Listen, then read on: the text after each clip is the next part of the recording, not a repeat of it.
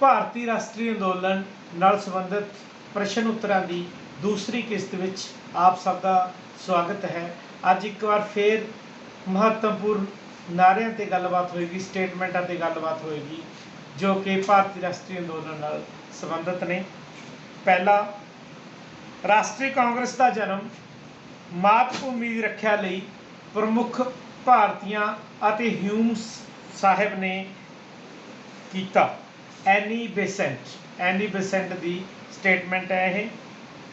ਹਿਊਮ ਸਾਹਿਬ ਸੁਤੰਤਰਤਾ ਦੇ ਪੁਜਾਰੀ ਸਨ। ਲਾਲਾ ਲਾਜਪਤ ਰਾਏ ਜੀ ਨੇ ਕਿਹਾ। ਤਿਲਕ ਜੀ ਭਾਰਤੀ ਸ਼ਾਂਤੀ ਦੇ ਪਿਤਾਮਾ ਹਨ। ਵੈਲੇਂਟਾਈਨ ਸ਼ਿਰੋਲ ਦੀ ਸਟੇਟਮੈਂਟ ਹੈ ਅਤੇ ਇਸ ਸਟੇਟਮੈਂਟ ਦੇ ਖਿਲਾਫ ਬਾਲ ਗੰਗਾਧਰ ਤਿਲਕ ਜੀ ਨੇ ਇੰਗਲੈਂਡ ਦੇ ਵਿੱਚ ਜਾ ਕੇ ਵੈਲੇਂਟਾਈਨ ਸ਼ਿਰੋਲ ਦੇ ਉੱਪਰ ਮੁਕੱਦਮਾ ਵੀ ਕੀਤਾ ਸੀ। ਅਰਵਿੰਦ ਘੋਸ਼ ਭਾਰਤੀ ਅਸ਼ਾਂਤੀ ਦਾ ਨਤੀਜਾ ਹਨ। ਇਹ ਗੱਲ ਵੀ ਵੈਲੇਂਟਾਈਨ ਸ਼ਿਰੋਲ ਨੇ ਕਹੀ ਹੈ। ਭਾਰਤੀ ਸ਼ਾਂਤੀ ਦਾ ਪਿਤਾਮਾ ਉਹਨਾਂ ਨੇ ਬਾਲ ਗੰਗਾਧਰ ਤਿਲਕ ਨੂੰ ਕਿਹਾ ਸੀ।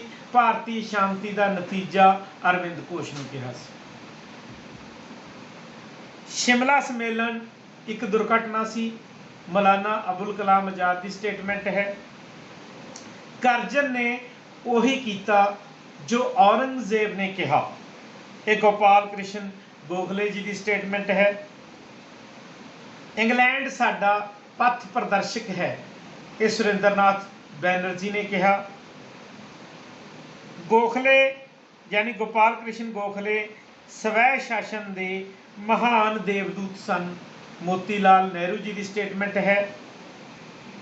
ਗੋਖਲੇ ਯਾਨੀ ਗੋਪਾਲ ਕ੍ਰਿਸ਼ਨ ਗੋਖਲੇ ਭਾਰਤ ਦੇ ਪਹਿਲੇ ਕੂਟਨੀਤੀਵਾਨ ਸਨ। ਇਹ ਜਵਾਹਰ ਲਾਲ ਨਹਿਰੂ ਜੀ ਨੇ ਕਿਹਾ।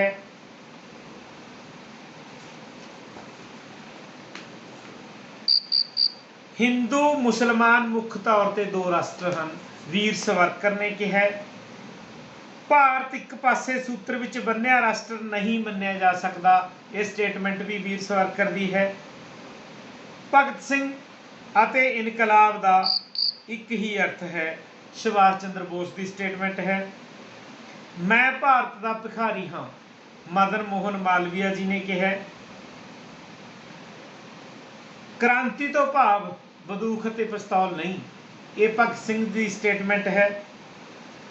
ਭਾਰਤੀ ਰਾਸ਼ਟਰੀ ਕਾਂਗਰਸ ਭੀਖ ਮੰਗਣ ਵਾਲੀ ਸੰਸਥਾ ਹੈ, ਜਾਨੀ ਬੈਗਿੰਗ ਇੰਸਟੀਚਿਊਟ ਹੈ, ਇਹ ਬਾਲ ਗੰਗਾਧਰ ਤਿਲਕ ਜੀ ਦੀ ਸਟੇਟਮੈਂਟ ਹੈ। ਪਾਕਿਸਤਾਨ ਦਾ ਨਿਰਮਾਤਾ ਜਿਨਾਹ ਜਾਂ ਮੁਹੰਮਦ ਇਕਬਾਲ ਨਹੀਂ ਸਗੋਂ ਲਾਰਡ ਮਿੰਟੋ ਸੀ, ਇਹ ਸਟੇਟਮੈਂਟ ਭਾਰਤ ਦੇ ਪਹਿਲੇ ਰਾਸ਼ਟਰਪਤੀ ਡਾਕਟਰ ਰਾਜਿੰਦਰ ਪ੍ਰਸਾਦ ਦੀ ਹੈ।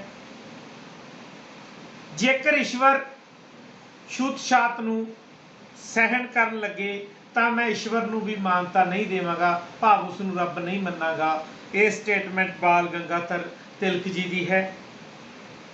ਹੇ ਰਾਮ, ਇਹ ਮਹਾਤਮਾ ਗਾਂਧੀ ਜੀ ਦੀ ਸਟੇਟਮੈਂਟ ਹੈ। ਭਾਰਤ ਨੂੰ ਤਲਵਾਰ ਦੇ ਜ਼ੋਰ ਤੇ ਜਿੱਤਿਆ ਗਿਆ ਹੈ ਅਤੇ ਤਲਵਾਰ ਦੇ ਜ਼ੋਰ ਤੇ ਹੀ ਉਸ ਨੂੰ ਇੰਗਲੈਂਡ ਦੇ ਕਬਜ਼ੇ ਵਿੱਚ ਰੱਖਿਆ ਜਾਏਗਾ, ਇਹ ਲਾਰਡ ਐਲਗਨ ਦੀ ਸਟੇਟਮੈਂਟ ਹੈ। ਵਿਸ਼ਵ ਵਿਜयी ਤਿਰੰਗਾ ਹਮਾਰਾ, ਇਹ ਸ਼ਿਆਮਾ ਲਾਲ ਗੁਪਤ ਜੀ ਦੀ ਸਟੇਟਮੈਂਟ ਹੈ। ਹੁਣ ਕੁਝ ਮਹੱਤਵਪੂਰਨ ਜਾਣਕਾਰੀ ਤੁਹਾਡੇ ਨਾਲ ਸਾਂਝੀ ਕਰ ਰਿਹਾ। ਕਲਕੱਤਾ ਜਿੱਥੇ ਭਾਰਤ ਦੀ ਪਹਿਲੀ ਯੂਨੀਵਰਸਿਟੀ ਬਣੀ ਸੀ, ਉਸ ਦੀ ਪਹਿਲੀ ਇਸਤਰੀ ਗ੍ਰੈਜੂਏਟ ਕਾਦੰਬਨੀ ਗਾਂਗੁਲੀ ਸੀ। ਕਾਦੰਬਨੀ ਗਾਂਗੁਲੀ ਭਾਰਤ ਦੀ ਪਹਿਲੀ ਇਸਤਰੀ ਗ੍ਰੈਜੂਏਟ ਹੈ, ਜਿਸ ਨੇ 1890 ਦੇ ਵਿੱਚ ਕਾਂਗਰਸ ਦੇ ਸੰਮੇਲਨ ਨੂੰ ਵੀ ਸੰਬੋਧਨ ਕੀਤਾ ਸੀ। ਸੇਫਟੀ ਵਾਲਵ ਦੀ ਧਾਰਨਾ ਦਾ ਸੰਬੰਧ ਭਾਰਤੀ ਰਾਸ਼ਟਰੀ ਕਾਂਗਰਸ ਦੇ ਜਨਮ ਨਾਲ ਹੈ। ਭਾਰਤ ਦੀ ਪਹਿਲੀ ਰਾਜਨੀਤਿਕ ਸੰਸਥਾ ਜ਼ਿਮੀਂਦਾਰ ਐਸੋਸੀਏਸ਼ਨ ਨੂੰ ਮੰਨਿਆ ਜਾਂਦਾ ਹੈ।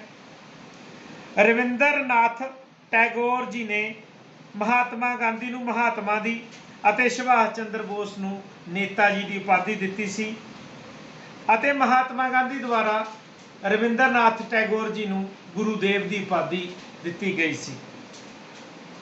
6 ਜੁਲਾਈ 1944 ਨੂੰ ਰੇਡੀਓ ਤੇ ਬੋਲਦੇ ਹੋਏ ਸੁਭਾਸ਼ ਚੰਦਰ ਬੋਸ ਜੀ ਨੇ ਮਹਾਤਮਾ ਗਾਂਧੀ ਨੂੰ ਬਾਪੂ ਦੀ ਜਾਂ ਰਾਸ਼ਟਰਪਿਤਾ ਦੀ ਉਪਾਧੀ ਦਿੱਤੀ ਸੀ।